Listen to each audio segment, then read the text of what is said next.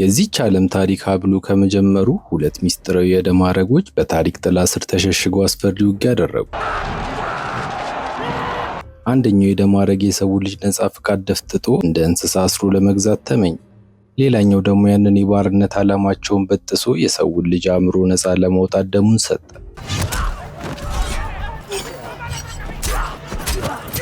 የአሳሲኖች ዓላማ አንድ ነው። ማንም ሰው ለሰው ልጅ ይንበረከክ ዘንድ አልተፈጠረም የሚለውን ዘላለማዊ እውነት አንግበው ፊታቸውን ጥላሸት ቀብተው በጥላቻ ውስጥ ተዋጉ።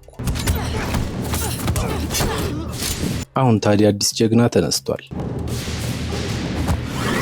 ከማማዎቹ ጫፍ ተነስቶ እንደ ጭልፊት ጠላቶቹን እያነጠፈ የስፔንን አውራ ጎዳናዎች በጠላት ደም እያጠበ ለሰው ልጅ ነፃነት ታገለ። የገዛ ስጋው ቢቦጨቅ እንኳን የእውቀት ፖሙ በቴምፕላሮች እጅ እንዳይወድቅ በደሙ ምሏል።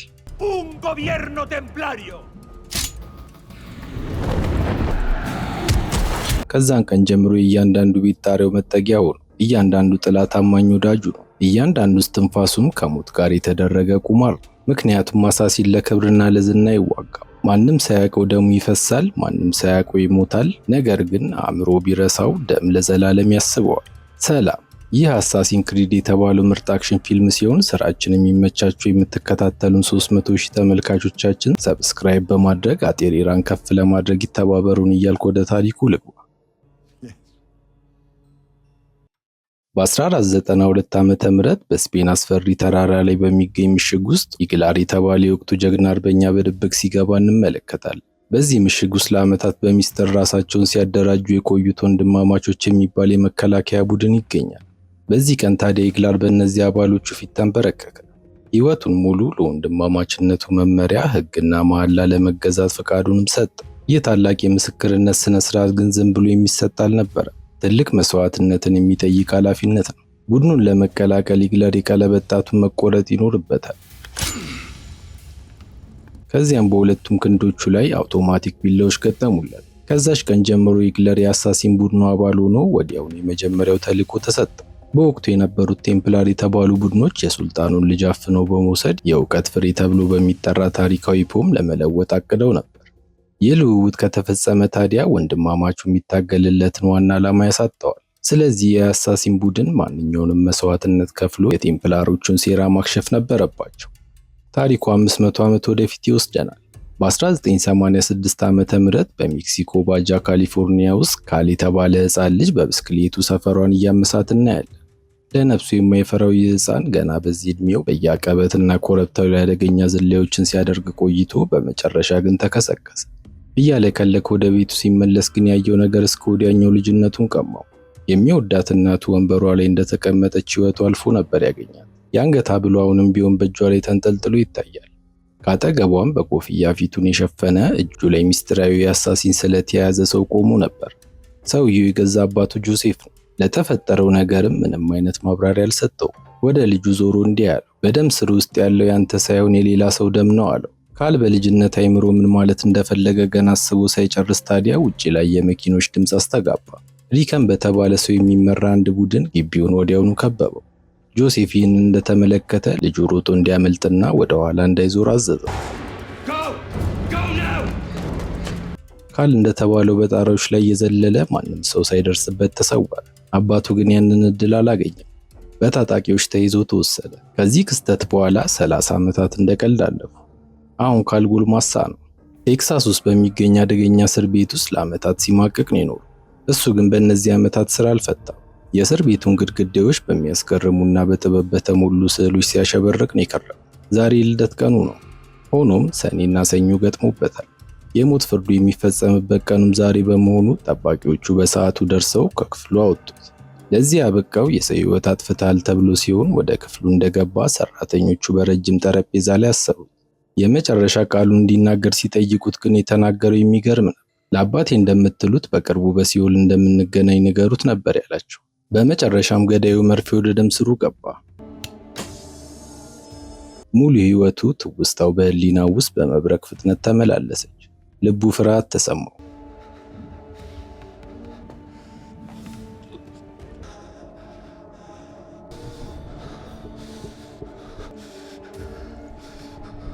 ከዚያም በጨለማ ተዋጠ። ነገር ግን ጨልሞ አልቀረም። ባልተጠበቀ ሁኔታ መልሶ ራሱን አወቀ። ካል መስኮት በሌለውና ነጭ ቀለም በተቀባ ክፍል ውስጥ ድጋሚ አይኖቹን ገለጠ። በሰዓቱ አንዲት ሴት አጠገቡና በትኩረት ትከታተለው ነበር። ዶክተር ሶፊያ ሪከን እንደምትባል ራሷን ካስተዋወቀች በኋላ አባቷ በልጅነቱ ቤቱን ወሮ ያፈረሰው ሰው ነበር። ያለፈው ምሽት የሞት ፍርዱ የተካሄደው ለይምሰል እንጂ ካል እንዲሞት በፍጹም እንደማይፈልጉ አስረዳችሁ። ከእንግዲህ በህይወት የለም፣ በወረቀት ላይ ሞታል። ከውጭ ያለውም ዓለም አንተን አሁን አታውቅህም አለችው። እሱን ወደዚህ ያመጣችው ለራሷ ልዩ ፕሮጀክት እንደነበርና አሁን የሚሰማው ግራ መጋባት ሁሉ የተለመደ እንደሆነ መከረችው። እዚህ ያመጡትም ሊረዱት እንደሆነ አሳወቀችው። ካል በጥሞና ካዳመጣት በኋላ ታዲያ ማንኛውም ጤናማ ሰው የሚያደርገውን አደረገ። እግሬ አውጭኝ አለ።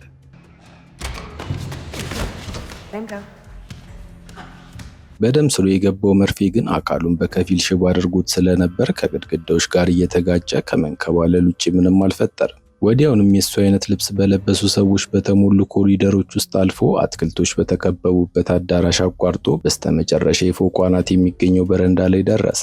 የት እንዳለ ፈጽሞ ማወቅ አልቻለም። ሶፊያም የትም እንደማይደርስ ያወቀች ይመስል እንደተረጋጋች ከኋላው ደረሰች። ያለው ማድሪድ ውስጥ እንደሆነ ገለጸች። ተቋሙ ደግሞ አብስቴርጎ ፋውንዴሽን በመባል የሚታወቅ የዓለም ፍጡርን ከጥቃትና ከጭፍጨፋ ለማጽዳት የሚሰራ የግል ድርጅት ነበር። ካል ይህንን ሰምቶ ሳይረዳና ሳይመረምር ግን ጥበቃዎቹ በማደንዘዣ አስተኝተው ወሰዱት። ራሱን ያገኘው በአንድ ባዶ አዳራሽ ውስጥ ነበር። ባለሙያዎቹ ወዲያውኑ በክንዶቹ ላይ ድብቅ የአሳሲን ቢላዎች አሰሩለት። ከወገቡ ላይ ደግሞ ልዩ ቀበቶ አስረው ግዙፍ ማሽን ከጀርባው ላይ ሰኩበት። ይህ ማሽን አኒመስ ይባላል። አስገራሚው ነገር ግን በክንዱ ላይ የታሰረው ሰንጢ ተራ ሰንጢ አልነበረም። ይህ ስዕለት ከ500 ዓመታት በፊት በአንጋፋውና ስመጥሩ ይግላር እጅ የነበረ ሲሆን ያገኙትን መቃብሩን ቆፍረው ነበር። ሶፊያ ስለ ማሽኑ ማብራራት ጀመረች።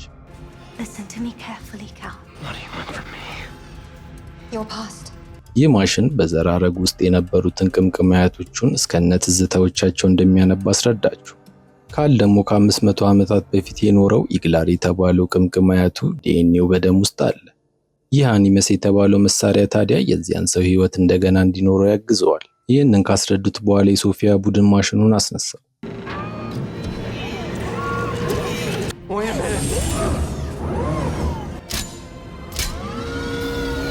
ኮምፒውተሩ ግንኙነቱን አረጋገጠ። በሰከንዶች ውስጥ ማሽኑ አየር ላይ አንሳፎት ካል 500 ዓመታት ወደ ኋላ ተወረወረ። ወደ ስፓኒሽ ዘመን ተመልሶ ነገሮችን በሙሉ በቅምቅም አያቱ ይግላር አይኖች ማየት ጀመረ። ትዝታው ዋዳ በተባለ ጨካኝ መሪ የሚመሩ የቴምፕላር ወታደሮች የሱልጣኑን ልጅ አህመድ ያፈኑበት መንደር ውስጥ አሉ። የወታደሮቹ አዛዥ አህመድ ጋሪ ላይ በተሰራ የብረት እስር ቤት ውስጥ ዘጋበት።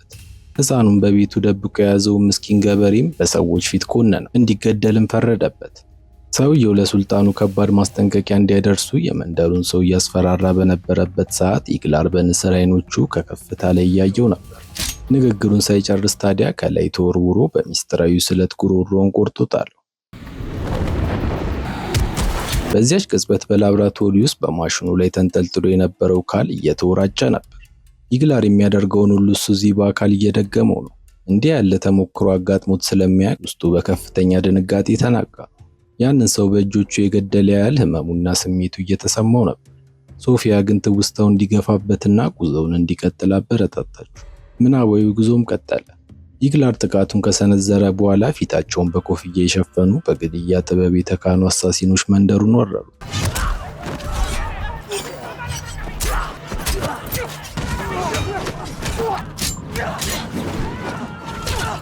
ድንገተኛ ጥቃት ሰንዝረውም ደም አፋሳሽ ውጊያ ተቀሰቀሰ።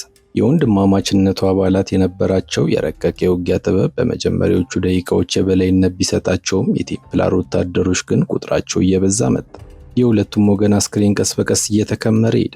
በዚህ የሞት ሽረት ሰዓት ታዲያ ማሪያ የተባለች ጀግና አሳሲን ሕፃኑ የተቆለፈበትን ጋሪ ከጠላት እጅ ነጥቃ በመውሰድ ከመንደሩ አመለጠች። የቴምፕላሩ አዛዥ ዋዳና ወታደሮቹ አሳደዷት። ይግላርም ወዲያውኑ በአቅራቢያው የነበረው ፈረስ ላይ ወጥቶ ከኋላቸው ተከተለ። ከቆይታ በኋላ ግን ወታደሮቹ ማሪያ የምትነዳው ጋሪ ላይ መውጣት በመቻላቸው የጋሪውን ልጓም በመልቀቅ ፍልሚያ ገጠመች። ታይቶ በማይታወቅ ቅልጥፍናም እንደምንም ከጋሪው ላይ አሽቀንጥራ መጣል ቻለች። አንደኛውን ደግሞ ከራሱ ፈረስ ላይ ጥላው አለፈች። ኢግላር በበኩሉ የዋዳ ጋሪ ላይ ተወረወረ። የብረት ጥንካሬ ከነበረው ግዙፍ ዋዳ ጋር በጋሪው ላይ ተፋለመ። በመጨረሻም ጋሪው ከትልቅ ድንጋይ ጋር ተጋጭቶ ሲሰባበር ኢግላር ተወርውሮ በማሪያ ጋሪ ላይ አረፈ። አሁን ግን ጋሪውን የሚነዳው ሰው አልነበረም።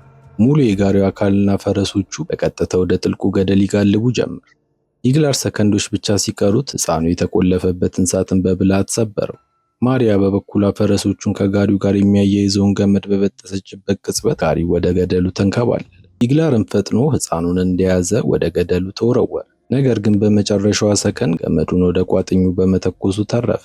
ልዑሉም በእጁ እንደያዘም አስፈሪው ገደል ላይ ሲንጠለጠል የቴምፕላር ወታደሮች ከገደሉ ጫፍ ላይ ሆነው በቁጣ ይመለከቷቸው ነበር። ይህ ሁሉ ሲሆን እውነተኛውን ዓለም ከትውስታው መለየት አቅቶታል። በእውነተኛው ዓለም ውስጥም እየዘለለ እየፈረጠ ነበር። ኢግላር ሲወረወር እሱም ቁልቁል እየወደቀ ነው የመሰለው። ያጋጠመውን ሁሉ ለማገናዘብ እየሞከረ ትንፋሽ እያጠረው መሬት ላይ ተዘርሮ እያለ ሌላ ነገር ተመለከተ። አንድ መንፈስ የሚመስል አሳሲን ክፍሉን አቋርጦ ወደሱ ሲመጣ ታየው። ነገር ግን በዚያ ሕንፃ ውስጥ የነበረ ማንም ሰው ያንን አሳሲን እያየው አልነበረም። የዛን ቀን ምሽት በቅምቅም አያቱ ትውስታዎች ውስጥ ያያቸው ምስሎች በጠቅላላ በሕልሙ እየተደገሙ ሲያሰቃየው አደረ። ጠዋት ላይ የሚያቅዠት በክፍሉ ውስጥ ተመለከተው። ገጽታው ወደ እሱ ተወርውሮ ሊያንቀው ሲል በድንገት እንደ ጭስ በኖ ጠፋ። ሶፊያ ወደ ክፍሉ ገብታ እስክታስረዳው ድረስ እያበደ ነበር ይመሰለው። ለዚህ እንግዳ ክስተትም ስም ሰጥተዋለች። ዘ ብሊዲንግ አፌክት ወይም የትውስታ መደራረብ አለችው። ከማሽን የወረሰው ትዝታዎችና ምስሎች አእምሮን እያስጨነቁት ስለሆነ እንዲሆነው አስረዳችሁ። ያለ ፍቃዱ የሁሉ ጣጣ ውስጥ የገባው ካል ታዲያ በቁጣ ገንፍሎ ጨምድዶ ያዛት። ለሚጠይቃት ጥያቄም እውነተኛ ምላሽ እንድትሰጠው አስጠነቀቃት። ሶፊያን በረጋ መንፈስ አብራራችለት። ማሽኑ የቅምቅም አያቶቹን ትውስታዎች በመበርበር የቀደሙ አባቶቹን ሕይወት እንደገና እንዲኖር እንደሚያደርገው ደግማ ነገረችው። ከዚያም እንዲረጋጋ እንዳሳማኝ ምክንያት ሰጠችው። ከኛ ጋር መተባበርህ ማወቅ የምትፈልገውን እውነት በፍጥነት ለማግኘት የሚረዳ ብቸኛው መንገድ ነው አለችው። ይህንን ሲሰማ ታዲያ ለቀቃት። ወደ ምርምር ክፍሉ ወስዳ ምን ያህል እንዳሰቡበት ስታሳየውም በጣም ነበር የተገረሙ። ቦታው ላይ የካል ሙሉ የሕይወት ታሪክ ተዘርግቶ ይታያል። አብስቴርጎ ፋውንዴሽን ከሕፃንነቱ ጀምሮ የሕክምና መዝገቦቹን፣ የስነ ልቦና ግምገማዎቹንና እንቅስቃሴዎቹን በጠቅላላ ሲከታተለው ቆይቷል። የኩባንያው አባላት ያገኙት እሱን መርጠውት ሳይሆን የኢግላር ሕይወት መስመር ሲከታተሉ የደም ሐረጉ ወደሱ ስለወሰዳቸው ነው። በዚህ ሕንፃ ውስጥ ያሉ እስረኞች በጠቅላላ የአሳሲኖቹ ዘር ነበሩ። እያንዳንዳቸው በነፍስ ማጥፋት የተፈረደባቸው ሰዎች ናቸው።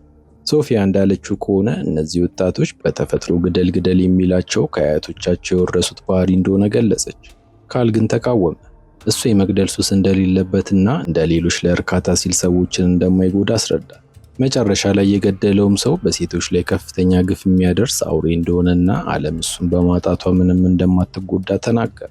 ይህንን እንዳላት የእውቀት ፖም የተባለውን ኳስ መሳይ መሳሪያ ሰጠችው። ይሄኛው ኳስ ትክክለኛው ሳይሆን ፌክ መሆኑን በመንገር በዛውም የቡድኗን እምነት አስረዳችሁ። ያ የብረት ኳስ የሰው ልጅ ለመጀመሪያ ጊዜ አምላኩን አልታዘዝም ያለበትን ሚስጥር እንደያዘ ገለጸች። ኃጢአትና ግፍ ደግሞ እንደ በሽታ በሰው ልጅ ደም ውስጥ እንደሚኖርና ፖሙ ደግሞ ለዚህ በሽታ መድኃኒት እንደሆነ ነገረችው። ይህ ማብራሪያ ግን ከራሷ የግል ቁስል ጋር ተያያዥነት ነበረው።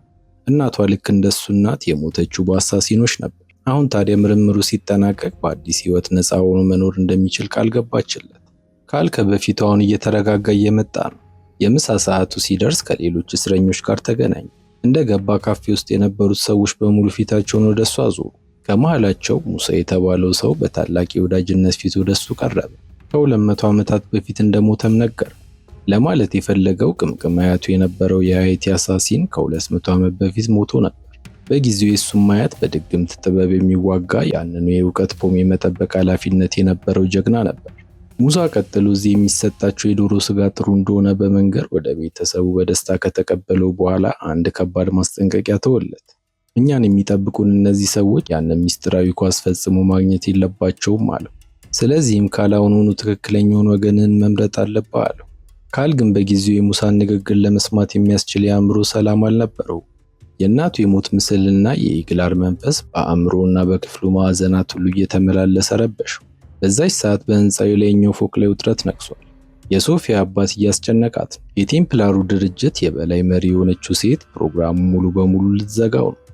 በቢሊዮን የሚቆጠር ዶላር እየፈሰሰ ምንም አይነት ውጤት ባለመገኘቱ ተስፋ እየቆረጠች ነው። ስለዚህም ፕሮግራሙ ከመዘጋቱ በፊት ካል በአስቸኳይ ወደ ማሽኑ እንዲመለስ ፈልጓል። ሶፊያ ግን ሂደቱን ማፋጠን የካልን ሕይወት ሊቀጥፍ ይችላል በማለት ተቃወመች። አባቷ ግን ሊሰማት አልፈለገም። ይህንን ሁሉ እስረኛ እየቀለቡ ለዓመታት በትውስታዎች ቢዘዋወሩም የእውቀት አፕሉን መገኛ ግን አንዳቸውን ማወቅ ባለመቻላቸው ትዕግስቱ አልቋል። አሁን ያላቸው ብቸኛ እድል ካል ነው። በተመሳሳይ ሰዓት ካል ከክፍሉ ውስጥ ብቻውን በቅዠት መሰቃየቱን ቀጥሏል። በዚህ ጊዜ ግን አንድ ነገር ተቀየረ። አካሉ የኢግላርን የውጊያ እንቅስቃሴዎች ወርሶ መንቀሳቀስ ጀመረ።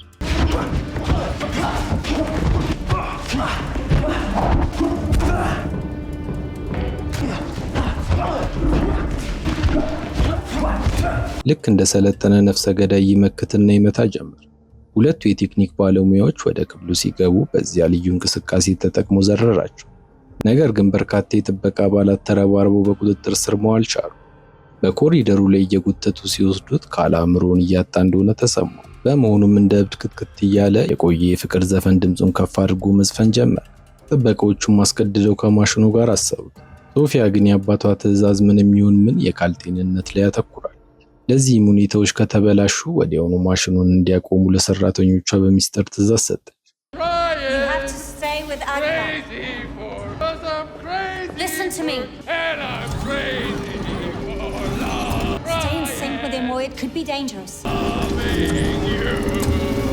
ወደ ትውስታው ዓለም እንደገባ ከማሪያና ከታላቁ የአሳሲኖች መሪ ሜንተር ጋር በእስር ቤት ውስጥ በሰንሰለት ታስሮ ራሱን አገኘ። በሌላ በኩል ቴምፕላሮች ሕፃኑን አህመድ በቁጥጥራቸው ስር አድርገውት ነበር። ወታደሮቹ ሦስቱንም እስረኞች በሕዝቡ ፊት በእሳት አቃጥለው ሊገሏቸው በአደባባዩ መሃል ወደ ተሰራ መድረክ ወሰዷቸው። መጀመሪያ የተቃጠለው የአሳሲኖቹ መሪ ነበር። ደም የጠማው ሕዝብ ታዲያ እየዘለለ በደስታ ሲጮህ ኢግላር የያዘውን ሰንሰለት በጠሰ። እጆቹን ነፃ በማውጣት የታሰሩበትን እንጨት ተጠቅሞ ወደ ላይ በመውጣት ራሱን ነፃ ወጣ።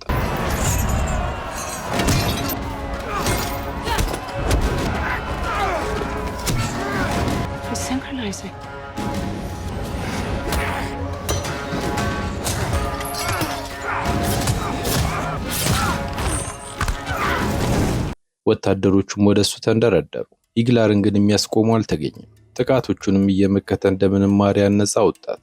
በማድሪድ ላብራቶሪ ውስጥ እንደተለመደው ካል መወራጨቱን ቀጥሏል።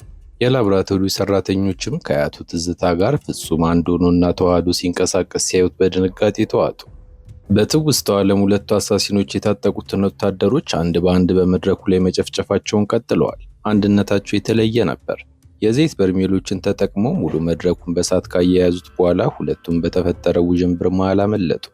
ወታደሮቹን በየጣሪያው ላይ ያሳደዷቸው። ሁለቱ አሳሲኖችም ወታደሮቹን ከጣሪያ ላይ እየወረወሩ በግድግዳዎች ላይ እየሮጡና ቀስቶችን እየሸወዱ እስከ መጨረሻው ተዋጉ። እያንዳንዳቸው የቀረባቸውን ጠላት እየቆረጡ ወደፊት ገፉ።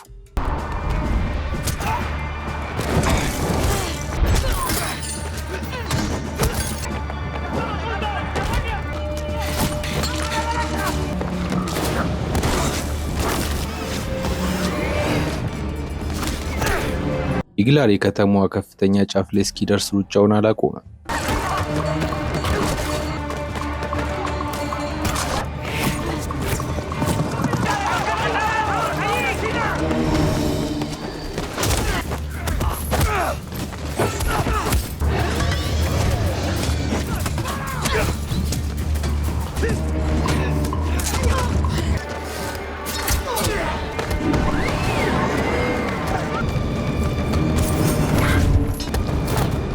የመጨረሻዋን ቅስ ካመለጠ በኋላም በሙሉ እምነት ወደ ጥልቁ ገደል ተወረወረ።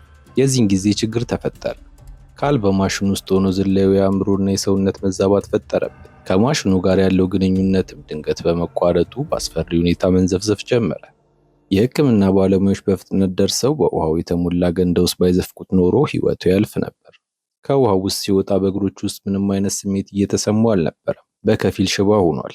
ሶፊያ ፓራላይዝ መሆኑን ብትነግረውም ጉዳቱ ጊዜያዊ እንደሆነ አረጋገጠችለት። ትልቁ ችግሩ ከማሽኑ ጋር መታገሉ እንደሆነ ይህም አእምሮን እንደጎዳውና በፈቃዱ ራሱን ነፃ አድርጎ ቢገባ ኖሮ ይህ ሁሉ ጉዳት እንደማይደርስበት አስረዳችሁ። ከዚያም አንድ ነገር ሰጠችው። እናቱ ሕይወቱ አልፎ ሲያገኛት በእጇ ይዘው የነበረው ሐብል ነበር። በዚያን ጊዜ የሶፊያ አባት ቤታቸውን ከከበበ በኋላ ከእጇ ላይ ወስዶት እንደነበርና አሁን ግን ባለቤቱን ስላገኙት ሊመልሱለት እንደፈለጉ አሳወቀችው። ብዙ ሳይቆይ በእግሮቹ ውስጥ ጠፍቶ የነበሩት ስሜቶች ተመለሱ። እሱም ዝም ብሎ መቀመጥን አልመረጠም። በክፍሉ ውስጥ ብቻውን ሆኖ የኢግላርን የውጊያ ስልቶች እየደጋገመ በከፍተኛ ጥረት ልምምድ አደረገ። ይህንን ሁሉ ካሜራዎቹ እየቀረጹ ነበር። የካልን አደገኛ እምቢተኝነት የተመለከተው ሪከን ታዲያ ስላሳሰበው በግል መጥቶ ሊያናግረው ወሰነ። እንዳገኘውም ከማሽኑ ጋር መታገል ምን አይነት አሰቃቂ ውጤት እንደሚያስከትል አብራራለት። ከዚህ ቀደም ከማሽኑ ጋር ታግለው አእምሯቸው የተዛባ በርካታ እስረኞች ወደሚገኙበት ክፍልም ወሰደው። እስረኞቹ በጠቅላላ ዓይናቸው የጠፋ የተሰበረ አእምሮ ያላቸው ነበሩ። ይህ ጉብኝት የተጠናቀቀው ታዲያ አስደናቂ በሆነ ስጦታ ነበር። የካልን እናት የገደለችውን ሚስጥራዊ አሳሲኖች ስለት አወጣ። በዚህም ሳያበቃ አባቱ ጆሴፍ በዚህች ሕንፃ ውስጥ አስሮ እንደሚገኝ ገለጸለት። ከዚያም ስለቱ ምንም እንዳልሆነ ጠረጴዛ ላይ ትቶለት ሄደ። ይህ የስነ ልቦና ጨዋታ መሆኑ ግልጽ ቢሆንም የተሳካለት ይመስላል። ካል ስለቱን አንስቶ ቀጥታ አባቱን ፍለጋ ነበር የወጣው። ጆሴፍ አሁንም አርጅቶና ተዳክሞ ነበር። ይህችን ቀን በጉጉት ሲጠብቃት የነበረው ካል ታዲያ ስለቱን አንገቱ ላይ አድርጎ እውነቱን እንዲነግረው አስገደደው። እሱም ሙሉውን ታሪክ ተረከለት። የካል እናት እንደ ኢግላር ሁሉ ያንን ታላቅ የአሳሲን ደማረግ የተሸከመች ነበረች። ቴምፕላሮቹም ይህንን ሲያውቁ የእውቀት አፕሉን መገኛ ከአይምሯ ውስጥ ሊወስዱባት መጡ። እሷ ግን ቅምቅም አያቶቿ በሚስጥር ሲጠብቁ የኖሩትን ሲወርድ ሲዋረድ የመጣ መረጃ ማሽኑ እንዳያጋልጠው ፈራች። ስለዚህም ጆሴፍ ቀድሞ እንዲገላት ለመነችው። ችግሩ ግን ልጃቸውንም ነበር ለመግደል ያሰቡት። ሆኖም ጆሴፍ የገዛ ልጁን የመግደል ጭካኔውን ማግኘት አልቻለም። አሁን ታዲያ ካል በልጅነቱ የገዛ ቤተሰቦቹ ሊገሉት እንደፈለጉ ሲረዳ ህመሙን መቆጣጠር አቃተው። እልህ እየተናነቀው የጀመረውን ስራውን እንዲጨርስና እንዲገለው ጠየቀው። ጆሴፍ ግን እምቢ አለ። አሁን የሚፈልገው አንድ ነገር ብቻ ነው። እሱም ካል በሚፈልገው መልኩ በቀሉን እንዲወጣ ነበር። ነገር ግን ዳግመኛ ወደ አኒመሱ ማሽን እንዳይገባ አስጠነቀቀው። ምክንያቱም ቴምፕላሮች ያንን ፖም አገኙ ማለት በዓለም ላይ የሚገኙ ሰዎች አእምሮ ሙሉ በሙሉ መቆጣጠር ያስችላቸዋል። ካል በጥሞና ካዳመጠው በኋላ የቁጣው አቅጣጫ ተቀየረ። አሁን ጥፋተኛ ያደረገው የአሳሲኑን ቡድን ነው። እናቱን የተቀማው በወንድማማቾቹ አጉል እምነት በመሆኑ እነሱን ለማጥፋት ወሰነ። አሁን የሚቀጥለውን እርምጃ በሚገባ ያውቃል። በራሱ ፍቃድ ወደ ማሽኑ በመግባት ለቴምፕላሮቹ የሚፈልጉትን አሳልፎ በመስጠት የወንድማማችነቱን ውድቀት ባይኑ ለማየት ቆረጠ። ሌሎቹ እስረኞች የካል ውሳኔ ወዴት እንደሚያመራ ያውቃሉ። ይህንን አይነት የማይመለስ ጥፋት እንዲያጠፋ ስላልፈቀዱ ወደ ማሽኑ በሚመለስበት መንገድ ላይ አድብተው በሮቹን ዘግተው በካል ላይ ተወረወሩበት።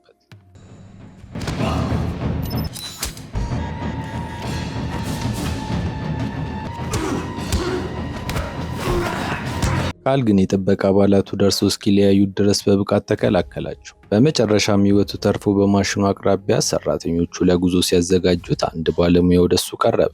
አሳሲን የሚለው ቃል ከአረብኛ ቃል የመጣ እንደሆነ ነገረው። ትርጉሙም የተገለሉ ሌቦችና ገዳዮች ማለት እንደሆነ ተረከለት። ካል በራሱ እግሮች ቆሞ ወደ አኒመሱ ማሽን ውስጥ ሲገባ ትዝታው ከቀደሙት ጊዜያት ሁሉ በተሻለ ሁኔታ ነበር የተዋሃደው። ይሄኛው ትውስታ የሚጀምረው በሱልጣኑ ቤተ መንግስት ጣሪያ ላይ ነበር። ፍቅረኛው ማሪያ ደግሞ ለኢግላር የሚያምር የአንገት ሐብል በስጦታ መልክ እየሰጠችው ነው። ካል ይህንን ሐብል በደንብ ያውቀዋል። የእናቱ ሐብል ነበር። ከነሱ በታች ባለው አደባባይ ደግሞ ታላቁ ልውውጥ እየተካሄደ ነው። ቶርኬማዳ ሕፃኑን አህመድ ለሱልጣኑ አስረክቦ ምላሹን እየጠበቀ ነው። ንጉሱም ከሚስጥራዊ ሀብት ይልቅ ልጁን በመምረጡ የእውቀት ፖሙን አሳልፎ ሰጠ። የቴምፕላሮቹ ተመራማሪ ታዲያ ያንን የብረት ኳስ ወደ ፀሐይ ብርሃን አነሳ። በደስታ ተሞልቶም በቴምፕላር ቁጥጥር ስር የምትሆነውን አዲሷን ዓለም ተመኘ። በዚያው ቅጽበት ከየት መጡ ሳይባል የጢስ ቦምቦች መውደቅ ጀመሩ። ኢግላር እና ማርያም እንደ ጭልፊት ተወርውረው ወታደሮቹን መፍጀት ጀመሩ።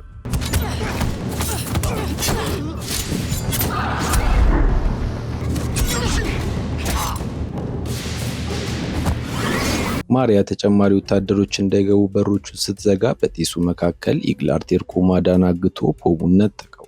ነገር ግን የቴምፕላሩ ሄዳ ቢላውን በማሪያ ጉሮሮ ላይ ደቀነ። ሕይወቷ እንዲተርፍ ከፈለገም ፖሙን እንዲሰጠው ጠየቀው። ማሪያ ግን ዓላማቸውን አስታወሰችው። ተልኳችን ከየትኛውም ነፍስ በላይ ነው አለችው። ኢግላር ግን በፍቅሯ ወድቆ ስለነበር አመነታ።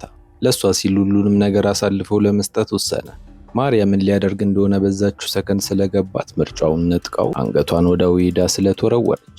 ነፍሷ ከስጋዋ ተለይቶ መሬት ላይ ስትወድቅ ካየ በኋላ ታዲያ ኢግላር አበደ ማለት ይቻላል። ባለው ሁሉ ሄዳ ላይ ተወረወረበት። ነገር ግን ሰውየው እንዲቀላል አልነበር።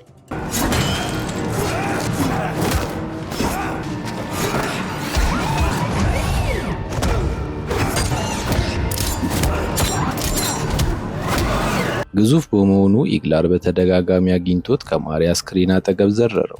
ጨርሶ ሊገድሎም ሰይፉን ወደ ላይ ሲያነሳ እየሞተች የነበረችው ማሪያ አንዲት ቃል ተናገረች። እንደምንም ብሎ ከዚህ እንዲያመልጥ አዘዘችው። ኢግላርን ፈጠን ብሎ ቢላዋን ከእጇ ላይ በመውሰድ ኦሄዳ ላይ ሰካው።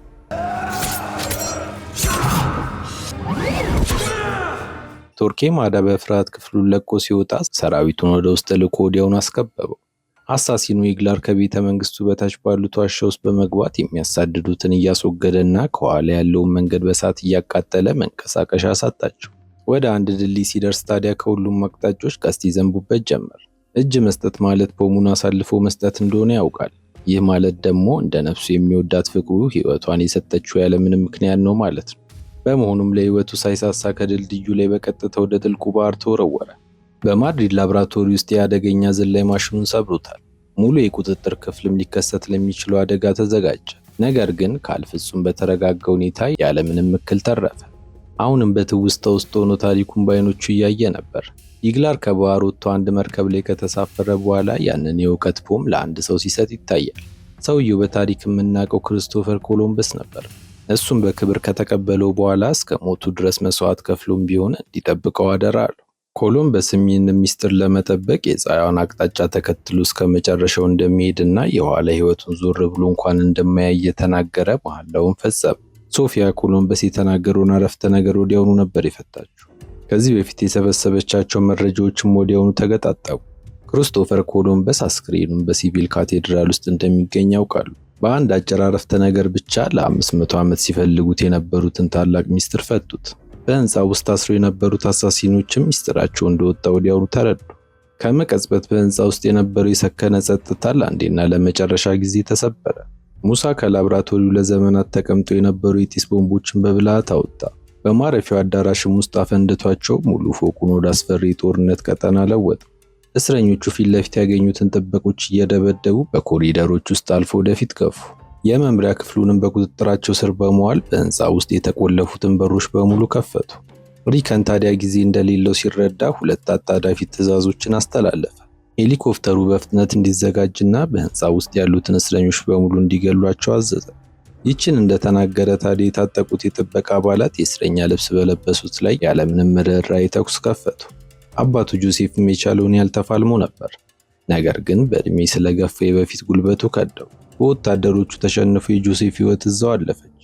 ይህ ሁሉ ሁከት ሲፈጠር ካል የሚያውቀው ነገር አልነበረም። በሰዓቱ ከማሽኑ ጋር የነበረው ግንኙነት ቢቋረጥም ክፍሉ በአሳሲ መንፈሶች ተሞልቶ ነበር። ለወንድማማቾቹ ዋና ዓላማ ሲሉ ላለፉት 500 ዓመታት ሕይወታቸውን የሰጡ የአሳሲ መንፈሶች እሱን ለመጎብኘት መጥተዋል። ዙሪያውን ከከበቡት መሃል ኢግላር፣ አባቱ ጆሴፍ እና እናቱ ይገኙበት ነበር።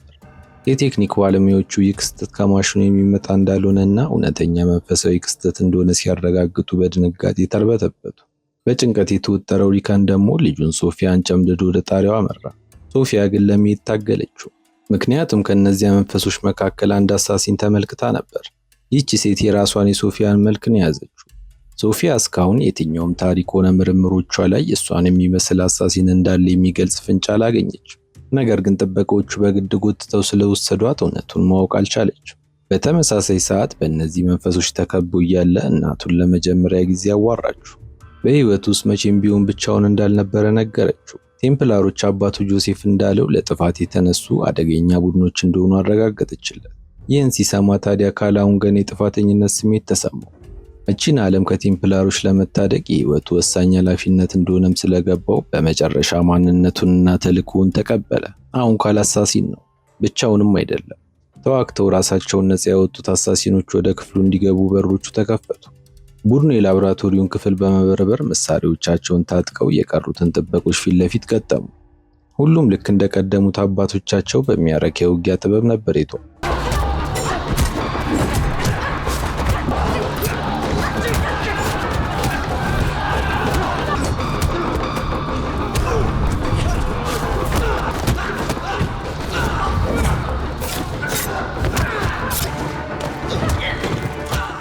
ይህ ታላቅ ድል ግን የአንድ ወጣት እስረኛ ሕይወት ቀማቸው። ካል የሄሊኮፕተሩን ሞተር ድምፅ ሲሰማ የተሰበረውን የአኒመስ ማሽን ላይ ተንጠልጥሎ ወደ ጣሪያው ወጣ። ነገር ግን ጣሪያው ላይ ሲደርስ ሪክና ሶፊያ በሄሊኮፕተሩ ሲበሩ ከማየት ውጪ ምንም መፍጠር አልቻለም። አባትና ልጅ የዛኑ ቀን ወደ ስፔን ነበር የበረሩት። ኮሎምበስ የተቀበረበት ሲቪል ካቴድራል ከደረሱ በኋላም ፈልገው መቃብሩን ከፈቱት።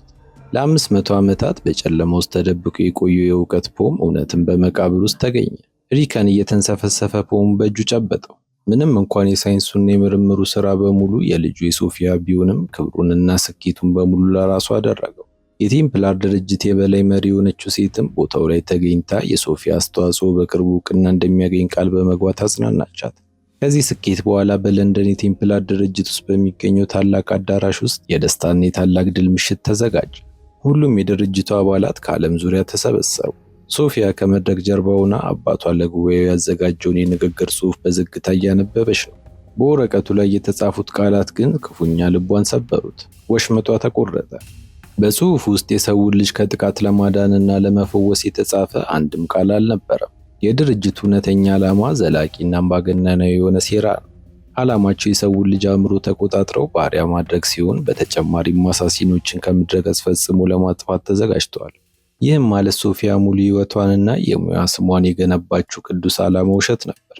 በእሷ ስም የተፈበረከ ሰይጣናዊ ዕቅድ ሆኖ ታያል። በዚህ እውነት የተመታችው ሶፊያ ታዲያ በድንጋጤና በሐዘን ከአዳራሹ ወጣች። እዚያም ከአንድ ያልተጋበዘ እንግዳ ጋር ተገናኘች። በኮሪደር ውስጥ በተረጋጋ ሁኔታ ቆሞ እንዳገኘችው አሁን የተረዳችውን እውነት በግልጽ ደግሞ ነገራት። ድርጅቱ እሱን እንደተጠቀመበት ሁሉ እሷንም እንደተጠቀመባት፣ ስለዚህ ደግሞ እነሱም አንዱ ነው ቴምፕላሮችን መደምሰስ እንዳለባቸው መከራት። ሶፊያም አልተቃወመችው። አልፎ እንዲሄድ በዝግታ መንገድ ለቀቀችለት። ይህ በእንዲህ እንዳለ በመድረኩ ላይ ሪከን በታደመው ሕዝብ ፊት ቆሞ የእውቀት ፖም ተብሎ የሚጠራውን የብረት ኳስ ከፍ አደረገው። ወዲያውም በድምቀት ማብራት ጀመረ። ሁሉም በደስታና በጭብጨባ ድላቸውን ማጣጣም ቢጀምሩም ደስታቸው ብዙ አልቆየም። ቃል ከየት መጣ ሳይባል ከጀርባው ተከሰተ። ሙሉ የቴምፕላር አባላትም እያዩት ስለቱን ያለ ርኅራኄ አንገቱ ላይ ሰካበት። ከፍተኛ ሽብርና ድንጋጤ አዳራሹን ሞላ። ታዳሚው በየአቅጣጫው ሲረባረብና ሲሸሽ፣ አሳሲኖቹ በዚያ ምስቅልቅል ውስጥ እንዳልነበሩ ሆነው ተሰወሩ። ከሁሉም ያጣችው ሶፊያ ብቻ በአባቷ አስክሬን አጠገብ ተንበረከከች። ገዳዩ ሚስጥራዊውን የእውቀት ፖም ወስዶ በቦታው ላይ ተራ የሚበላ ፖም ፍሬ አስቀምጦ ነበር። ሶፊያ ምንም ቢበድላት ምንም ቢዋሻት አባቷ ነበርና ውስጧ በበቀል እሳት ተንገበገበ። በአስክሬኑ ላይ ሆና ሚስጥራዊውን ፖም ለማስመለስና ካለም በአሰቃቂ ሁኔታ እንደምትበቀልለት ማለች።